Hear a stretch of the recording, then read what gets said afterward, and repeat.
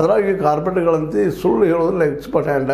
ಪಾಪ ಮೋದಿಯವರಿಗೆ ಕನ್ವಿನ್ಸ್ ಮಾಡಿ ಸಾಕಷ್ಟು ದುಡ್ಡಿನ ಸಾಲ ಮಾಡಿ ಒಂದಿಷ್ಟು ದುಡ್ಡನ್ನು ಪಾರ್ಟಿ ಫಂಡ್ ಅಂತ ಕೊಟ್ಟ ತಮ್ಮ ರಾಜಕೀಯ ತಮ್ಮ ಆರ್ಥಿಕ ಪ್ರಾಬಲ್ಯವನ್ನು ಬೆಳೆಸ್ಕೊಂಡ ಜೊತೆಗೆ ಯಾವುದೇ ಎಂ ಪಿಗಳು ಕೊಳ್ಳಬಲ್ಲವಿ ಅನ್ನುವಂಥ ಮೆಸೇಜನ್ನು ಕೊಡುವಂಥ ಸಂದರ್ಭ ನೋಡಿದಾಗ ಸಹಜವಾಗಿ ಮೋದಿಯವರು ಗಾಬರಿಯಾಗಿದ್ದಾರೆ. ಮತ್ತು ತಾವು ತಪ್ಪು ಮಾಡಿದ್ದೇನಪ್ಪ ಅನ್ನುವಂಥದ್ದು ಇವತ್ತು ಅರಿವಿಗೆ ಬಂದ್ರೆ ಇವತ್ತು ರೈತರ ಪರ ಮಾತಾಡುವಂಥ ಒಂದು ಹೊಸ ರಾಗವನ್ನು ಹಾಡಲಿಕ್ಕೆ ಎತ್ತಿದ್ದಾರೆ ನಮ್ಮ ಮೋದಿಯವರು.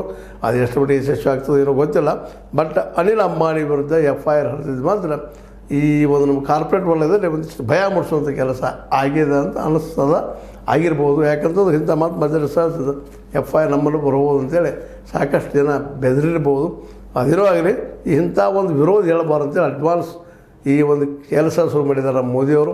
ಇದಕ್ಕೆ ಅವರಿಗೆ ಏನಪ್ಪ ಅಂದ್ರೆ ಜಗದು ಅವ್ರಿಗೆ ಭಯ ಹುಟ್ಟಿಸುವಂಥ ಒಂದು ಕೆಲಸ ಮಾಡಿದ್ದಾರೆ. ಇದರಲ್ಲಿ ಅವ್ರಿಗೆ ಎಷ್ಟು ಮಟ್ಟಿಗೆ ಯಶಸ್ವಿ ಆಗ್ತಾರೆ ಇನ್ನು ಮುಂದಿನ ದಿನಗಳಲ್ಲಿ ನೋಡ್ಬೋದು ಅಂತ ಹೇಳ್ತಾ, ಒಟ್ಟಿನಲ್ಲಿ ಅನಿಲ್ ಅಂಬಾನಿಗೆ ಇವತ್ತು FIR, ನಾಳೆ ಅದಾನಿಗ, ನಾಳೆ ಮತ್ತೆ ಯಾರಿಗೆ ಇದು ನೋಡ್ಬೇಕಾಗ್ಯದ. ಎಲ್ಲೇ ಈ ಕಾರ್ಪೊರೇಟ್ ಮತ್ತು ಮೋದಿ ಸರ್ಕಾರದಕ್ಕೆ ಹೇಳ್ತಾನೆ ಹಳಿಸಿ ಹೋಯ್ತಾ ಏನೋ ಗೊತ್ತಿಲ್ಲ. ಒಟ್ಟಿನಲ್ಲ ಬಂದ ಸುದ್ದಿಗಳೇ ನಮಗೆ ಅನಿಸಿದ ಕೆಲವು ಮಾತಾಡಿದ್ರೆ ನೀವು ಲೈಕ್ ಆಗಿರ್ಬೋದು. ಲೈಕ್ ಮಾಡಿ, ಶೇರ್ ಮಾಡಿ, ಕಮೆಂಟ್ ಮಾಡಿ, ಜೊತೆಗೆ ಸಬ್ಸ್ಕ್ರೈಬ್ ಆಗೋದು ನಿಲ್ಲಿಸ್ಬಿಡ್ರಿ. H60 ನ್ಯೂಸ್ ಅರ್ಥಾತ್ ಸೀತಾರಾಮ ಸತ್ಯಕ್ಕಾಗಿರಲಿ ವಂದನೆಗಳು.